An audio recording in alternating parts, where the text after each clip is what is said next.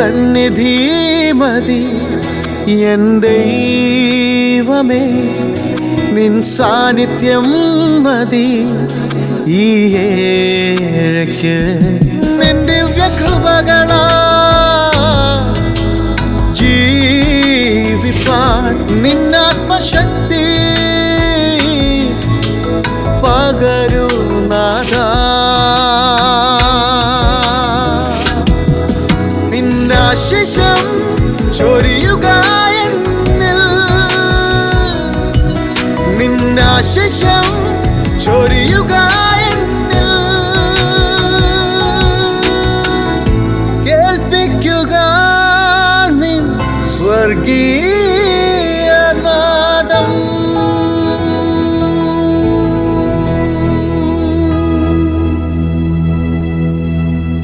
സ്വർഗീയനാദം ശ്രവിക്കുന്ന എല്ലാ മാന്യ സ്നേഹിതർക്കും പ്രഭാതവന്ദനങ്ങൾ അറിയിക്കുന്നു.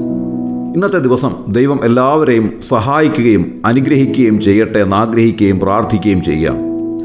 ഈ കാലത്തെ കുട്ടികളെ നാം നോക്കുമ്പോൾ ഒരു പ്രത്യേകത മനസ്സിലാക്കുവാൻ സാധിക്കും.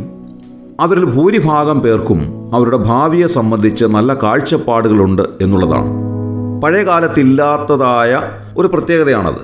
പഴയ കാലത്ത് കുട്ടികൾക്ക് അങ്ങനെയുള്ളതായ കാഴ്ചപ്പാടുകൾ കുറവായിരുന്നു. സാധാരണ രീതിയിൽ പഠിക്കുന്നു, അവരുടെ ആഗ്രഹങ്ങൾ അനുസരിച്ച് പഠിച്ചു പോകാനുള്ളതായ ഒരു താല്പര്യം അവർക്കുണ്ടായിരുന്നു. എന്നാൽ ഈ കാലത്തെ കുട്ടികളിൽ കാണുന്നതായ ഒരു രീതി എന്താണെന്ന് ചോദിച്ചാൽ പ്രൊഫഷണൽ കോഴ്സുകളിലേക്ക് തിരിയുവാനുള്ളതായ ഒരു വ്യഗ്രതയാണ്. പഠിച്ചുകൊണ്ടിരിക്കുമ്പോൾ തന്നെ അവർ അവരുടെ കരിയർ തിരഞ്ഞെടുക്കുന്നു, അതിലേക്ക് തിരിയുവാനായിട്ടുള്ള ശ്രമങ്ങൾ നടത്തുന്നു. കരിയർ ഗൈഡൻസ് ക്ലാസ്സുകളിൽ അവർ അറ്റൻഡ് ചെയ്യുന്നു. ഭാവിയെ സംബന്ധിച്ചുള്ളതായ ഒരുപാട് കാഴ്ചപ്പാടുകൾ അവർക്കുണ്ട്. അതിനുവേണ്ടിയുള്ളതായ വിവരശേഖരണം അവർ നടത്തുന്നു. അതിനുവേണ്ടിയുള്ളതായ ക്ലാസ്സുകൾ അവർ തിരഞ്ഞെടുക്കുന്നു, ക്യാമ്പസ് തിരഞ്ഞെടുക്കുന്നു. അങ്ങനെ അവരുടെ ഭാവിയെ സംബന്ധിച്ചുള്ളതായ അവരുടെ ആഗ്രഹം അനുസരിച്ചുള്ള കാര്യങ്ങൾ അവരുടെ പഠനകാലത്ത് തന്നെ അവർ തിരഞ്ഞെടുക്കുന്നു എന്നുള്ളത് ഒരു പ്രത്യേകതയാണ്. എല്ലാവർക്കും അവരവരുടെ ഭാവിയെ സംബന്ധിച്ചുള്ളതായ ആഗ്രഹങ്ങളും കാഴ്ചപ്പാടുകളുമുണ്ട്.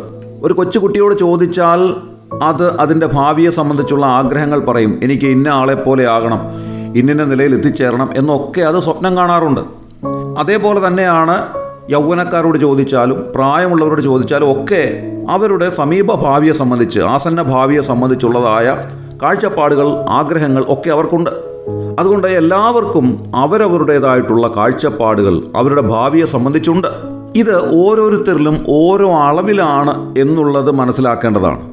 ചിലർക്ക് ആസന്ന ഭാവിയെ സംബന്ധിച്ചുള്ളതായ കാഴ്ചപ്പാടുകളാണ്, ചിലർക്ക് അതൊരു ദീർഘവീക്ഷണത്തിലുള്ളതായ കാഴ്ചപ്പാടുകളാണ്. ചിലരെ സംബന്ധിച്ചിടത്തോളം അവരുടെ ഭാവിയിലെ ദീർഘകാലത്തേക്കുള്ള കാര്യങ്ങൾ അവർക്ക് ഒരു ദീർഘവീക്ഷണത്തിൽ മനസ്സിലാക്കുവാനും കാണുവാനും സാധിക്കും. അതിനനുസരണമായി അവരുടെ കാര്യങ്ങളെ അവർ ക്രമീകരിക്കുന്നു. അതിനെയാണ് നാം ദീർഘവീക്ഷണം എന്ന് പറയുന്നത്. അതുകൊണ്ട് ആസന്ന ഭാവിയെ സംബന്ധിച്ചും ദീർഘകാലയളവിലേക്കുള്ള കാര്യങ്ങളെ സംബന്ധിച്ചും കാഴ്ചപ്പാടുകൾ ഉണ്ട്. എന്തായാലും മനുഷ്യർക്ക് അവരുടെ ഭാവി എങ്ങനെയാകും എന്നുള്ളത് അറിയുവാൻ അദമ്യമായ ആഗ്രഹമുള്ളവരാണ്.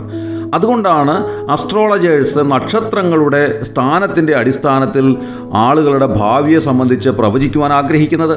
ഹസ്തരേഖാശാസ്ത്രത്തിൻ്റെ അടിസ്ഥാനത്തിൽ പ്രവചിക്കുന്നു, മുഖലക്ഷണത്തിൻ്റെ അടിസ്ഥാനത്തിൽ പ്രവചിക്കുന്നു. അങ്ങനെ ഭാവിയെ സംബന്ധിച്ചൊക്കെ മനുഷ്യർ പല കാര്യങ്ങളും ഇങ്ങനെയൊക്കെ പ്രവചിക്കാറുണ്ട്. എന്നാൽ വാസ്തവത്തിൽ ഭാവിയെ സംബന്ധിച്ചുള്ളതായ ചിന്ത നമുക്കുണ്ടോ എന്നുള്ളത് നാം ഒന്ന് ചിന്തിച്ചു നോക്കുന്നത് നന്നായിരിക്കും. ഈ കാണുന്ന പ്രവചനങ്ങളും അതേപോലെ തന്നെ നാം മുൻപേ ചിന്തിച്ച കുട്ടികൾ മുതലുള്ളവരുടെ ഭാവിയെ സംബന്ധിച്ചുള്ള ആഗ്രഹങ്ങളും കാഴ്ചപ്പാടുകളും എല്ലാം വാസ്തവത്തിൽ മരണം വരെയുള്ള സമയത്തേക്കുള്ള കാര്യങ്ങൾ മാത്രമാണ്. എന്നാൽ ഇതിനപ്പുറത്തേക്കൊരു ദീർഘമായ ഭാവി, അന്തമില്ലാത്ത ഭാവി ഉണ്ട് എന്നുള്ളത് എത്ര പേർക്ക് ചിന്തിക്കുവാൻ സാധിക്കും? മനുഷ്യൻ 3 ഘടകങ്ങളുടെ സമ്മിശ്രമായ ഒരു സമ്മേളനമാണ്. ദേഹം, ദേഹി, ആത്മാവ്.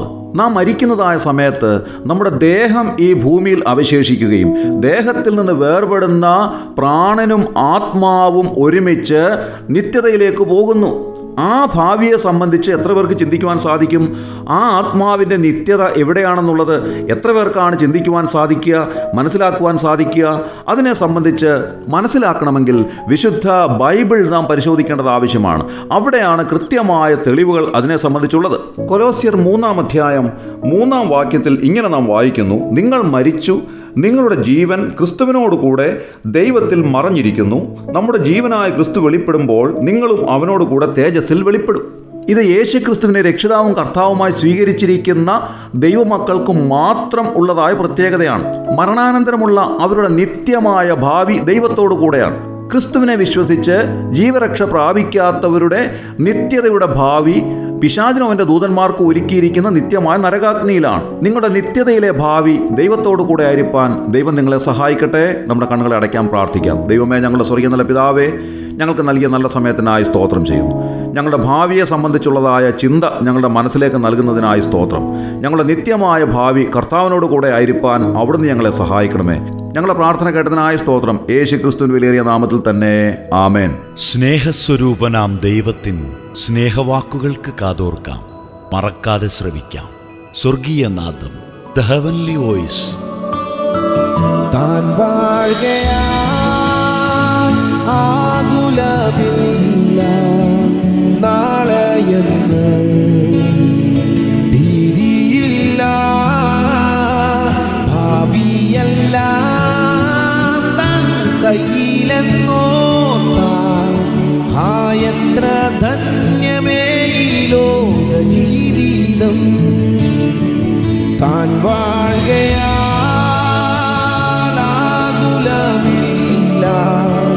നാളെയെന്ന് ഭീതിയില്ല,